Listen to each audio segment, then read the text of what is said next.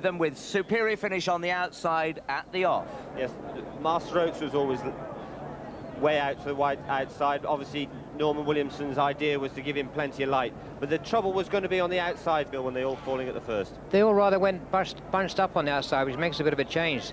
The old plan was to come down the inner. There was plenty of room on the inside. Camelot Knight right up there.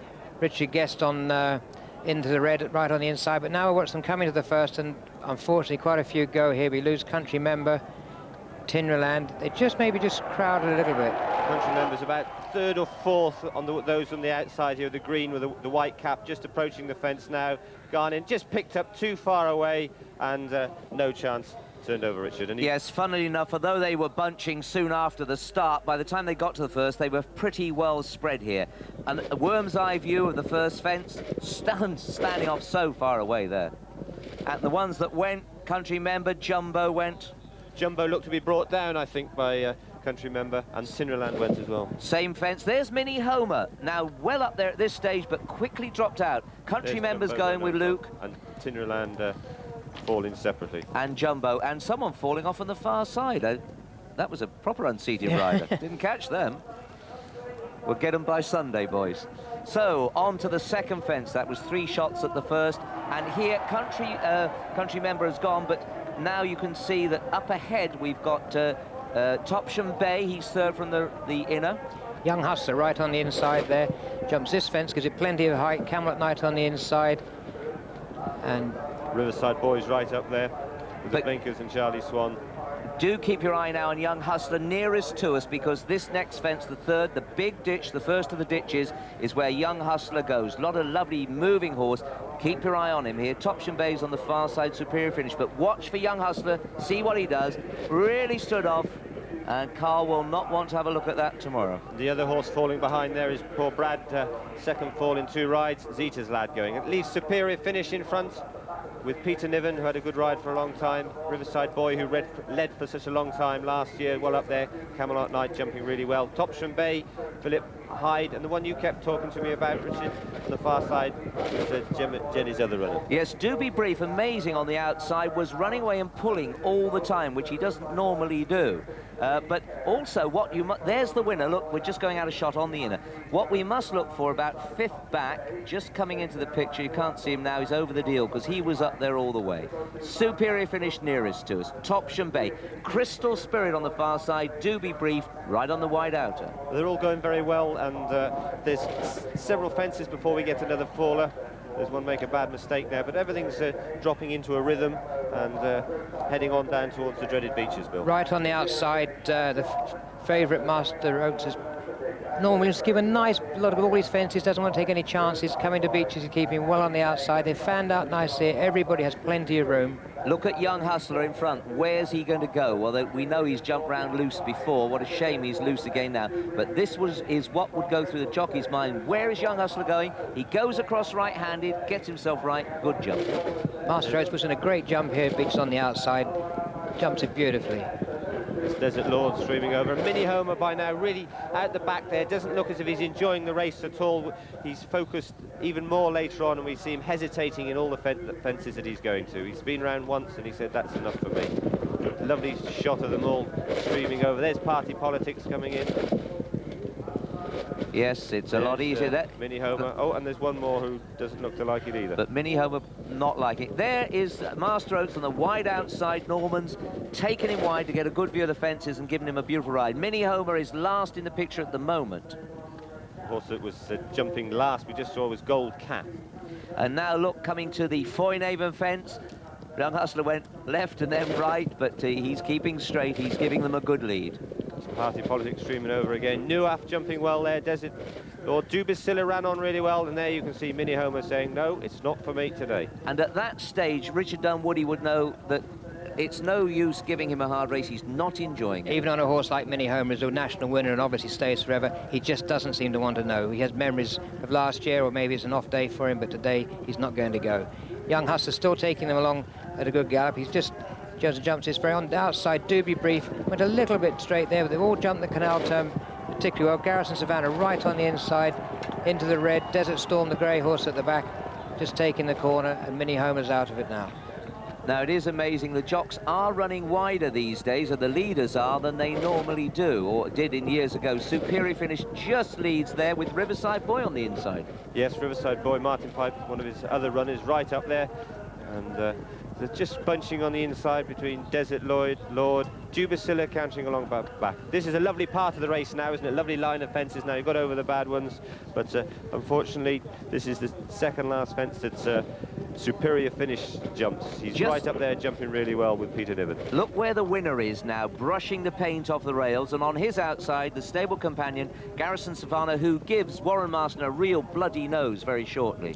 Just in front of them, Ebony Jane, the mare from Ireland, is travelling very, very well. Riverside Boy is going quite sweetly for him. He's one a horse, makes up his own mind about things. Topsham Bay, the big Whitbread winner, jumps is fantastically with the red cap about 2 off the inside. Down goes Superior Finish, and out. That's the end of him for today.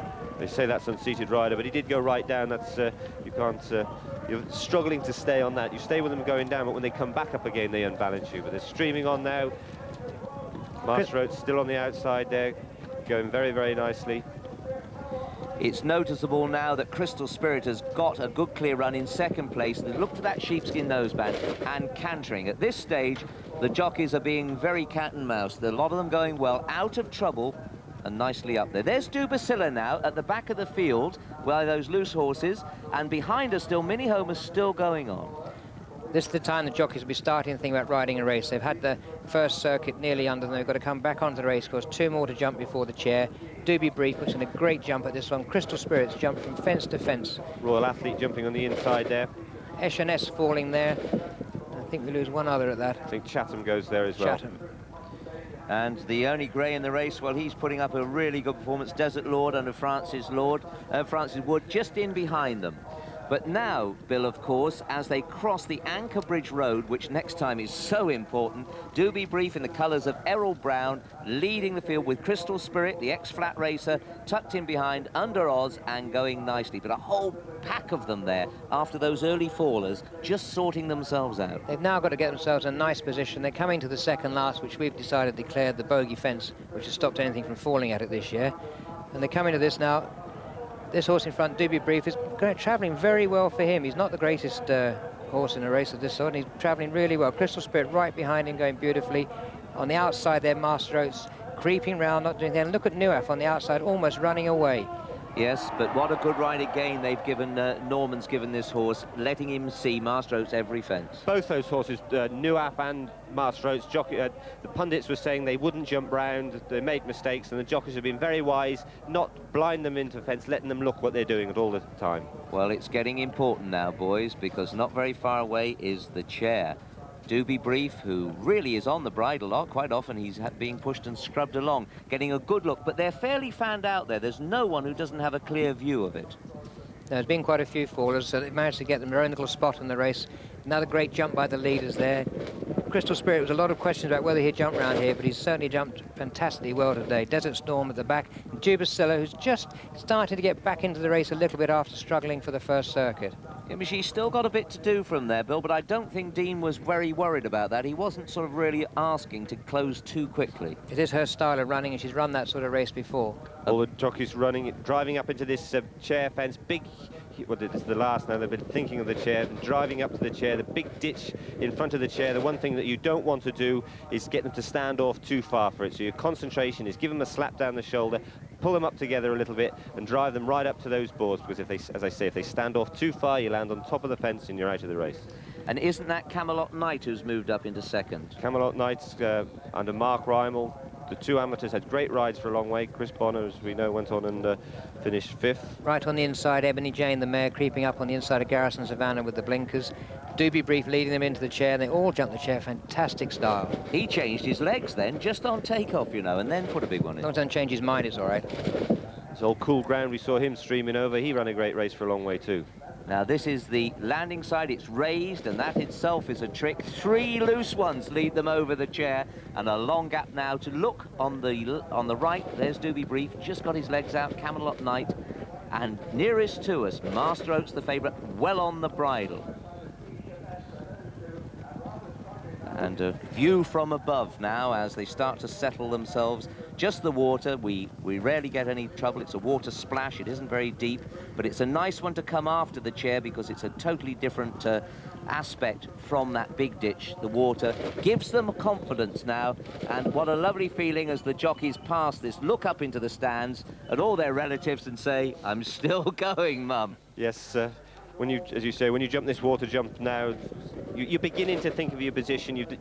It's almost a sense of achievement to have jumped round once. You start thinking about the race now. You might have a chat to somebody around you. You've got a little bit of a long run now as you run round to the first fence. You ask them how they're going, and then you set out into the country again. Conor O'Dwyer was last of the standers there. Bill on for William. There's a bit of a make or break time this in the race, because you now have to seriously think about your position, whether you're in with a chance or you think about survival. I'm not going to win it, all I want to do is get round again. And one important thing here, with loose horses, where are they going to go? It's odds on they will now, like homing pigeons, go right-handed. They know where the stables are. That's right, but you see that these have kept in the bunch there, these horses, and you never know what a loose horse is going to do. You think that they're going to run to the left, and suddenly at the last minute they'll come and change your mind. You see the horse with the sheepskin noseman here coming across you, and it looks like that one on the inside there is going to go on down the Malmay track, which is a big help to you, but it can take your horse's eye off the fence coming up. Well, it did exactly that to Doobie Brief then, because you saw going from left to right as he wanted to follow the loose horse. So now we'll take a view from above as they go down to what was the first. The field had been depleted, more so than we thought on this ground. And there's three of Jenny's runners right up on the inside there. The winner, Dibby Brief, Garrison Savannah, into the red behind that, Ebony Jane in the maroon colours. Now Royal Athlete is jumping that in front now, and from now on he's really loving it. As Jason said, he dropped into the rhythm of the race straight away. He's on the bridle, and there's nothing going better than him throughout the whole race. Already Master Oates and Norman on the outside has just had to ask him to extend with that heavy weight of 11 stone 10 on his back. At this stage, you'd have a job to separate a dozen horses because they're all going well. You would. They're all travelling very well. It's funny how the last few years the winner of the National, though, has nearly always been in the first 2 or 3 going down to beaches. I don't think you can really make up the ground these days from the back like you could in the old days. Master Oates right on the outside. Watch Norman Williamson ask him at some of these fences. He gets some terrific jumps out of him. Yes, but what a cool man Jason Titley is. First rider here, he's going down the end. Look how he's holding this horse, pulling him back. He saw he didn't want a big one. That was good riding. Lovely riding, just easing back, which is a big ditch. We keep saying you don't want them standing off too far at these fences, especially at those ditches. Topsham Bay, another giant of a horse in the centre, has had a good ride for Philip Hyde. Yes, but look at Master Oates now, having taken a breather, crossing the Melling Road. Norman's now got him up to almost in the lead there on the wide outside. We lose Doobie Brief, just turns over there. Yes, he'd fallen from over jumping. I think it was a big jump, landed a bit steep, but he put up a good performance to that point. Crystal Spirit's still there. We haven't mentioned him for a while, but his head's just coming in, and we mustn't forget over the deal Howard Johnson's Chris Bonner. This is Chris's first ride, and Howard Johnson, of course, his stable had been under a cloud, but what a blinder. This is running at 150 to 1. Yeah, great race he's running. We lose Camelot Knight there. It's the other amateur out of the race. I did say that Chris Bonner was 5th, but he did go on to finish 3rd, obviously. Desert Storm also turned over at that one. He was starting to backpedal at the time. Probably starting to get some stamina doubts about Crystal Spirit now. He's not travelling quite so well as he was. Norman still giving Master Oates plenty of room. Royal Athlete running away in the centre there. Topsham Bay going very well for Philip Hyde. Yes, and now the big hedge on the inside signals it's Beecher's Brook. If you've lost count by now, when you see that hedge, you know that that is it. But what a jump by Master Oates on the outside. All of them really standing off. The nose is just nodding a bit. Even the loose horse. There's Dubacilla creeping into the race. That's Riverside Boy there. Charlie Swan's kept him going. He refused last year, but it kept him going. So we see a great jump from a better angle here of Master Oates, who comes streaming over. Rather makes the fence look small, doesn't it, from there? There he goes. Cool ground there, just still running on. Party Politics, the last of those. Here comes Dubacilla, just outpaced all the time. Ebony Jane. But don't you think it answers some critics when you see these loose horses going round in their own time, jumping and enjoying it all? Now we just hang on for the back marker here, who is a long way behind. In fact, we're going on. way up to the old Foynehaven fence now. And you can see that Jason Titley has visibly come off the rail here, getting himself lined up for this, which is on the turn, then the canal. But Master Oates just shortened up there, something we thought he couldn't do. Yes, we thought, watching the race, you thought how well he was going there. Just from this fence now, he's had to give him a slap away from it. And you could see all the way along the back that Royal Athlete was cantering, and the other horse, Philip Hyde, just giving his horse a smack there to keep him up to his work. I think Norman Williams had to be very definite with this horse. He had to really commit him to go and jump, really stand off and have a cut at it, or he's kept hold of him and made him pop. He hasn't really left anything for the horse to make his mind up about. Now look, they're cornering in. That's a much better attack at the fence. Look, right across there. Jason Titley bit the flag on the corner. They've there. lost no ground Brilliant. at all. It's much easier though, isn't it, when there's only a few runners and you've got to be careful when you're cutting the corner like that you don't cut people up and cause Well, havoc. that is as good as I've seen anyone ride that. Josh Gifford used to go around there, but look where Jason Titley went, and Norman Williamson in third place over the deal, and they're just waving to the crowd, one of the jockeys. Topsham Bay starting to weaken as the tail enders come on. Dubacilla, still a lot of ground to make up. Riverside Boy and Ebony Jane.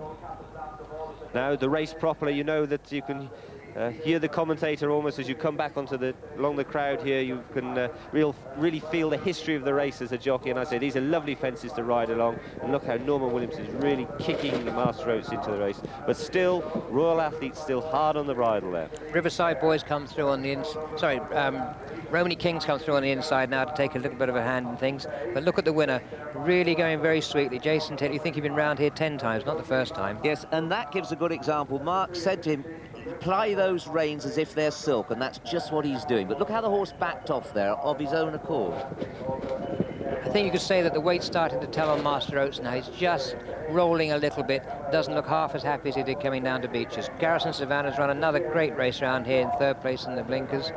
Do you think, looking at the horses' heads now, you can see that Master Oates is just starting to nod, just giving that first indication that he's weakening? He's got a lot of weight, and that's the difference. 10-6 the winner's got on the inside there, 11-10 Master Oates, and Romany King. Look now, see Garrison Savannah, that's where Warren Marston bloodied his nose. It's a dirty nose, yes. Yes, you're right, about Jason Titley is easing his horse back all the time, and Norman is just having to, all the time, ever since down towards Beeches, he's had to ask him just to extend a little bit, and it's getting what we call air back into their lungs, just easing them all the time. But now another important fence. Look at the way Royal Athlete jumped that superb. Romany King coming into it, Garrison Savannah into the red, Party Politics on the outside. Cool Ground is still there. He's run a good race for a 13-year-old, and Dubacilla still making relentless progress. Ebony Jane tacking on at the rear. But, you know, at this stage, it really is the race on now. The leader knows that they're going to have to stretch to get to him. He knows he's got Master Oates beaten. But what a race Romany King has run in the colours of Urs Schwarzenbach. He's been round here several times before. He's been second in the race. Marcus Armitage, the rider, has won the race. He must have been thinking, I've got a chance. We've got a few of the old boys here. Party Politics comes round onto the racecourse proper and starts to look very, very dangerous. You see, great big horse. He's second from the left.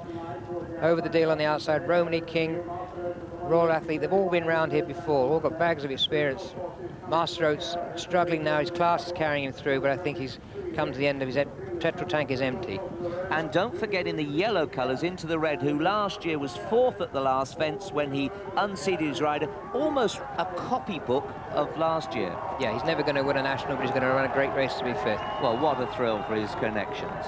Must be a strange feeling for Jason now going to these last two fences, knowing you're going really well, but also I wonder if in the back of your mind, you know, so many times horses get overtaken and beaten and stop. We must wonder if he was thinking of Garrison Savannah, who looked to be going so well here and got overtaken by Seagram up the running. But it's, I suppose you're just concentrating on getting over this bogey fence.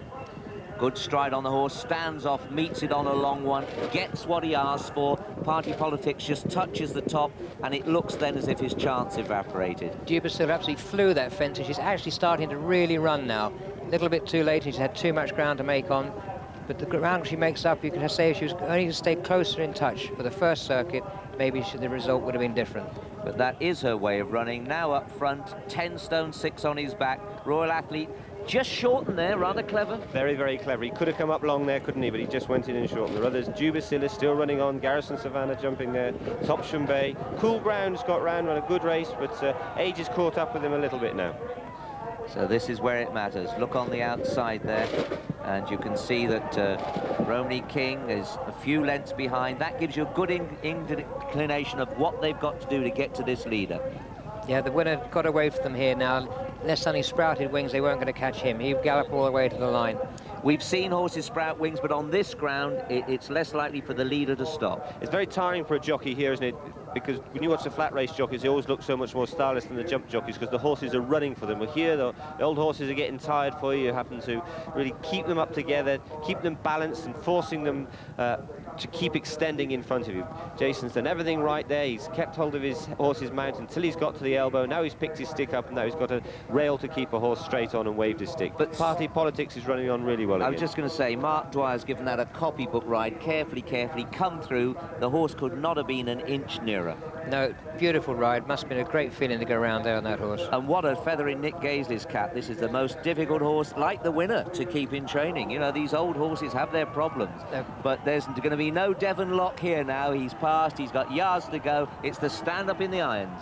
It's marvellous for Jason Titley. He's come over from Ireland. His career was going downhill a little bit in Ireland, and come over here and to win a Grand National. And look on the outside over the deal, the mare Dubacilla coming through, Party Politics, Romany King into the red, and Master Oaks just tucked in behind them. This is a class national. Track there looks like he's going to come into fifth place. I don't know how he got there. But there you go. We thought it was going to be a favourites race. You've got a 40-to-1 winner, 150-to-1 third, and Party Politics coming back from a pretty dismal run at Cheltenham. Trainer said he would put up a different show, and he did. But for Jason Titley, well, none of us three boys ever knew that lovely moment. And a long way back, what would you think that is? 6 lengths to Party Politics. It's a clear-cut victory. With Over the Deal just shading Dubacilla there. That was a superb finish. 40-to-1, and Des, of course, is quite right. The biggest winner for over 10 years.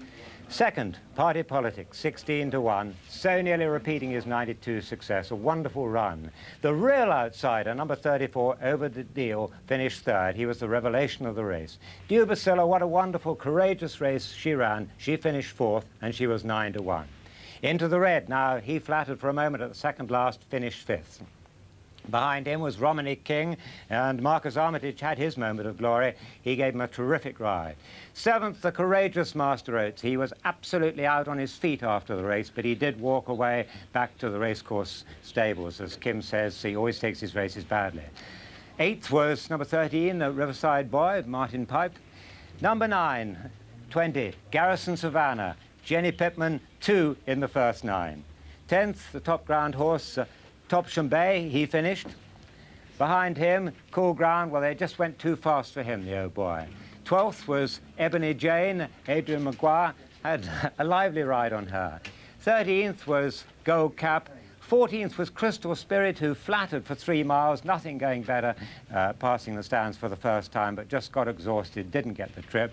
And last of the 15 to finish was number 24, For William.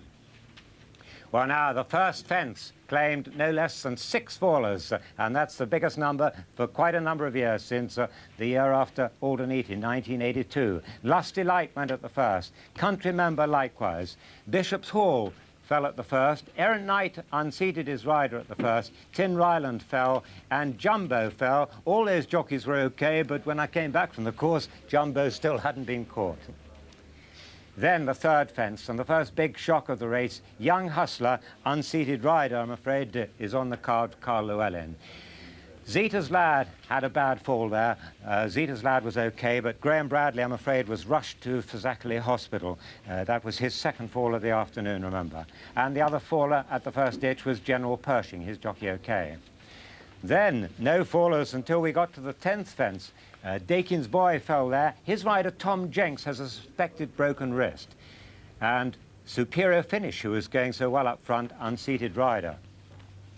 To the 12th, and 4 came to grief here. Chatham was a faller, likewise the committee.